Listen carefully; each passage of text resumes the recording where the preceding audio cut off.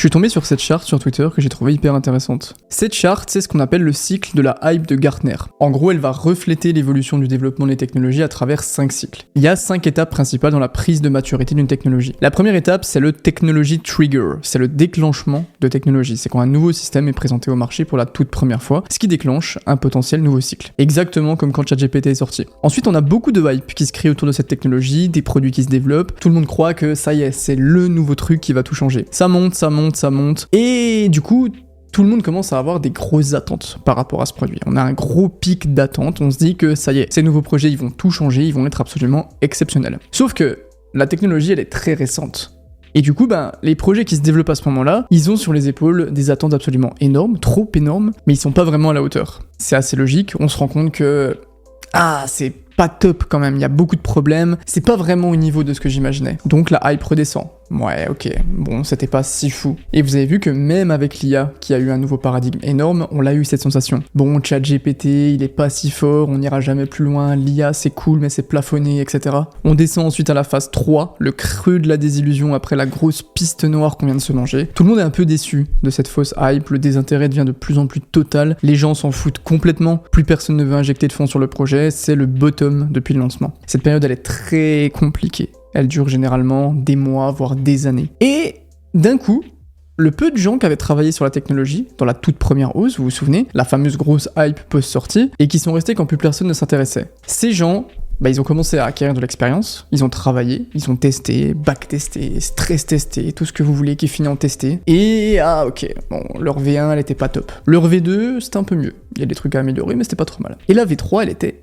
beaucoup mieux. Et les gens qui s'intéressaient un peu moins à la technologie, ils reviennent jeter un petit coup d'œil. Ils voient cette V3 et ils se disent « Ah mais attends, c'est pas trop mal tout ça, c'est quand même très fonctionnel. » Et on arrive à la 4e étape, la pente de l'illumination. La traduction est catastrophique. Ok, la technologie elle est fonctionnelle, on remonte doucement dans une hype qui est maîtrisée cette fois, une hype qui est proportionnelle à la qualité du produit, avec beaucoup moins de spéculation. Et ensuite on a la phase finale, le plateau de productivité, le moment où ça y est, la nouvelle technologie est adoptée par le marché comme un produit fonctionnel et comme un produit viable, qui peut rencontrer son marché et avoir une utilisation propre. Ça, c'était le cycle de la hype de Gartner. Les gars, j'ai passé 6 mois à négocier avec Coinbase pour avoir un deal sympa pour vous. Vous prenez le lien en description, vous vous créez un compte, vous faites le KYC, vous achetez la crypto que vous voulez, stablecoin compris, à un minimum de 1 centime, et dans les 48 heures, vous recevez 15 USDC directement. Si vous avez 6 potes qui le font, ça fait 100 USDC. Je dis ça comme ça. Utilisez bien le lien en description, sinon ça marche pas. Ah oui, et il y a un petit concours, j'offre 1000 USDC et une casquette dédicacée au hasard à l'une des personnes qui a fait un compte de la semaine. Des bisous. Maintenant, on a la S-Curve. La S-Curve, c'est un concept de dynamique de remplacement des nouvelles technologies qui met en avant le fait qu'en fait, aucune innovation n'est vraiment infinie, même si elle a atteint le plateau de productivité. Parce qu'en fait, une nouvelle techno va toujours venir remplacer celle qui est déjà en place. Si on prend l'exemple de la vente de films, qui est l'un des premiers remplaçants de technologie que j'ai connu. La première vague, c'était les cassettes. Ça a explosé, les performances ont augmenté, tout le monde avait leur lecteur cassette. Oui, j'étais né quand il y avait les cassettes, je sais que ça peut surprendre certains. Et les DVD sont arrivés. Ça a pris du temps, et surtout, vous voyez qu'il y a cet espace entre la première et la deuxième vague de perte de productivité, de performance. Parce qu'en fait, on a d'un côté la techno en place, les cassettes, et de l'autre, une nouvelle, les DVD, qui doit faire ses preuves. Mais finalement, les DVD deviennent utilisés, tout le monde en rachète, la qualité est bien plus haute qu'avec les cassettes, et rebelote. Netflix et les plateformes de streaming arrivent, viennent détruire tout ça, encore avec le gap qui doit se combler. La S-Curve et la courbe de hype de Gartner sont évidemment aussi valables pour les crypto-monnaies. Ce qui est différent, c'est que dans les cryptos, on peut trouver des S-Curves et des courbes de Gartner à plein d'échelles. Pour Bitcoin, pour le marché des cryptos en lui-même, pour les narratifs, pour les cryptos à l'intérieur des narratifs, etc. J'ai fait pas mal de recherches et de tests et j'en suis arrivé à la conclusion que actuellement c'est trop compliqué de prendre les cryptos une par une, de les placer sur la courbe, l'échelle est un peu trop petite et ça aurait pas trop de sens. Par contre, les narratifs peuvent totalement être positionnés sur les courbes et on peut en tirer des très très bonnes conclusions d'investissement. En 2019 et en 2022, Gartner avait justement publié 2 courbes de hype pour les cryptos. En 2019, c'était les modes de la blockchain. Il y en a partout. Blockchain en supply chain, en logistique, en régulation, en gaming, en santé, en assurance. Il y avait que ça sur le pic d'attente et de spéculation. Et là, on fait un petit jump en 2022 et plus de blockchain. On les voit pas, mais elles sont toutes tombées dans le toboggan de la désillusion et elles sont dans la longue vallée de la mort que certaines ne traverseront pas, c'est sûr et certain. Par contre, en 2022, c'était le tour des Layer 2, des Zero Knowledge Proof, des oracles, etc. Je faisais déjà des vidéos à cette époque et je me souviens, c'était les nouveaux trucs du moment. Et maintenant, plus personne n'en parle. Ok, c'est cool, mais il y a beaucoup moins de hype. Elles sont dans la redescente en attendant de proposer des produits fonctionnels qui pourraient les faire rebondir. Tout va extrêmement vite. En 2022, aucune mention des Dépines, aucune mention des meme coins, des crypto-IA. C'est pour vous dire à quel point les choses changent à une vitesse absolument colossale dans ce milieu. Donc, les opportunités sont très fréquentes, mais aussi très rapides. Et j'ai même pas parlé de la S-Curve, il y a des S-Curve partout. Avant, on parlait de sharding pour gérer les transactions. Des projets sont arrivés avec du sharding, et on a eu les Optimistic Rollup qui sont venus tout changer. Et là, Arbitrum, qui utilise les Optimistic, a annoncé vouloir passer sur les ZK Rollup quand la technologie sera plus mature. Mais en même temps, on commence déjà à parler de chiffrement homomorphe. C'est très très compliqué de suivre, d'où la grande complexité de l'investissement crypto, où on a des boucles, dans des boucles, dans des boucles. Donc, concrètement, où est-ce qu'on en est actuellement dans cette grande courbe? En prenant tous les narratifs principaux du moment, je dirais qu'on est à peu près là. Bitcoin, par exemple, est en train de tranquillement aller vers son plateau de productivité. Ça y est, la pensée globale autour de Bitcoin est en train d'évoluer, les institutions ont reconnu sa présence, son intérêt, et la tech a prouvé sa solidité, sa viabilité sur les 16 dernières années d'existence. En dessous, on a Ethereum, mais quand même bien en dessous. Pour l'instant, Ethereum a un intérêt majoritairement spéculatif, il faut le dire, et même s'il a passé cette vallée de la mort, il manque encore quelques années qui serviront à prouver la vraie valeur ajoutée du protocole dans des usages différents. Mais Ethereum reste globalement sur la bonne voie. Et si on va de l'autre côté, si on va tout à gauche, on voit que tout en haut de la vallée des attentes, les crypto-IA ont mis un petit drapeau au-dessus de la montagne. Il y a eu énormément d'attentes sur tous les projets IA, majoritairement poussés par un contexte technologique mondial qui tournait autour de ça, des initiatives qui sont développées, beaucoup d'attentes et parfois beaucoup de désillusions.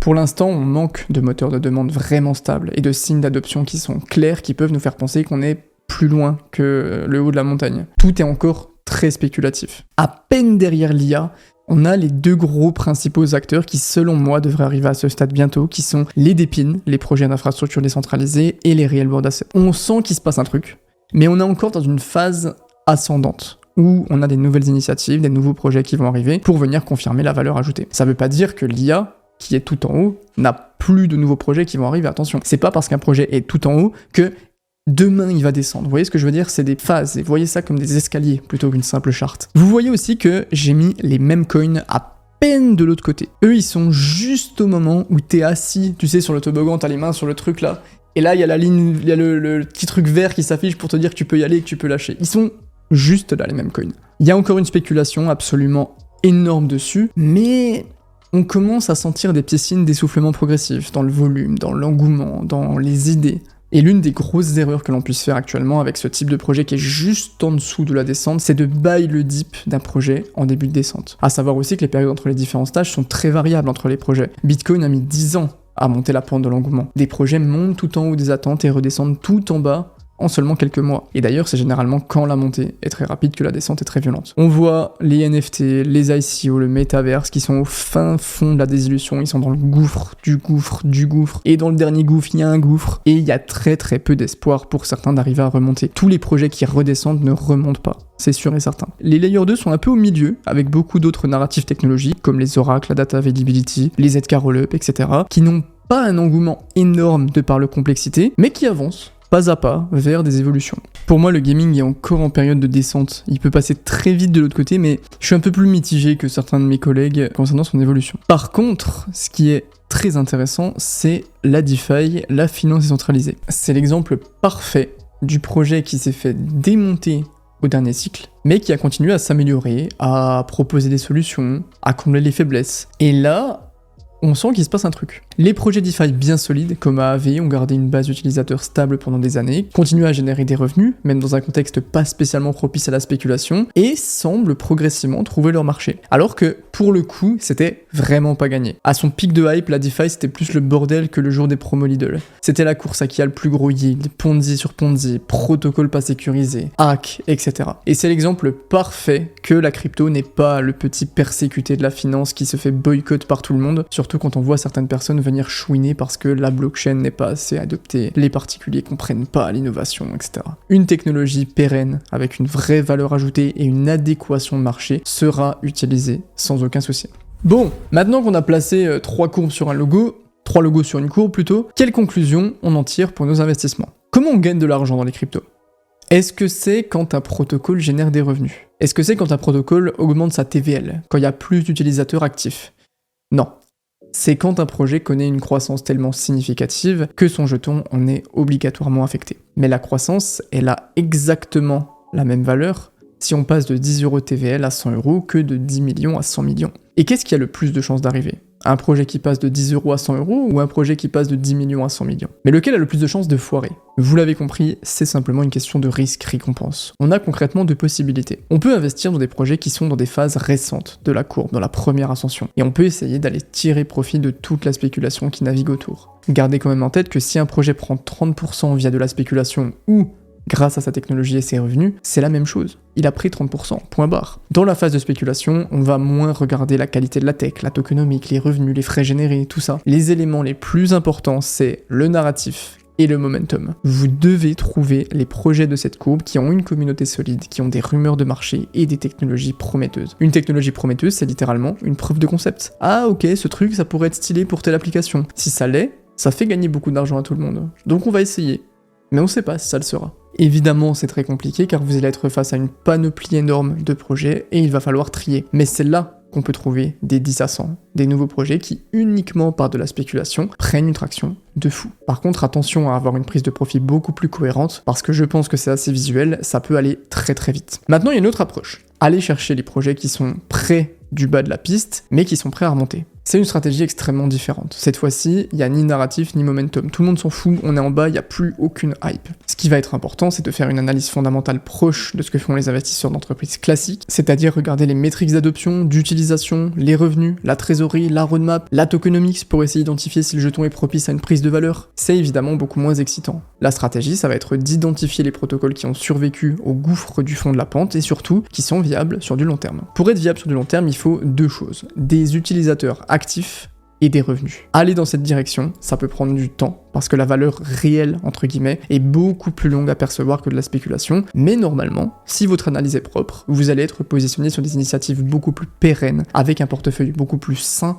basé sur des métriques d'investissement pertinentes. Je pense que l'une des grosses erreurs de beaucoup d'investisseurs en crypto, c'est d'avoir une approche qui est très bonne dans les analyses, mais pas pour les bons projets. Ils vont faire une analyse de momentum pour des projets qui sont dans la remontée vers le plateau, et ils vont faire des analyses de revenus générés et d'évolution de la TVL sur des projets qui sont dans la tempête de la spéculation. Et c'est dommage parce que l'approche est très bonne, mais dans la finalité, ça peut ne pas marcher, et vous pouvez passer à côté de très bonnes positions alors que vous avez la bonne posture. On n'analyse pas AAV ou Ethereum comme on analyse des meme coins ou des tokens AI. Pour les premiers, on va regarder la traction, le market cap par TVL, l'évolution de la charte par rapport aux concurrents, les produits qui sont proposés, etc. Pour les deuxièmes, le plus important, ça va être la force de la communauté, les liquidités dans le narratif à l'instant T, la capacité du projet à créer un momentum autour de lui, comme on l'a vu avec Tao par exemple. À mon avis, c'est beaucoup par ego que certaines personnes ne jugent que par la tech, par les tokenomics ou autres, parce que ça fait paraître beaucoup plus intelligent. Mais un 20% sur Ethereum a exactement la même valeur qu'un 20% sur un même coin. Et ce qui est beau, c'est qu'on peut réussir à les faire les deux. Il faut simplement savoir positionner un narratif à l'intérieur de la charte, et surtout savoir s'adapter dans son analyse en fonction des périodes à venir. Merci beaucoup, c'était Iril, ciao les potes.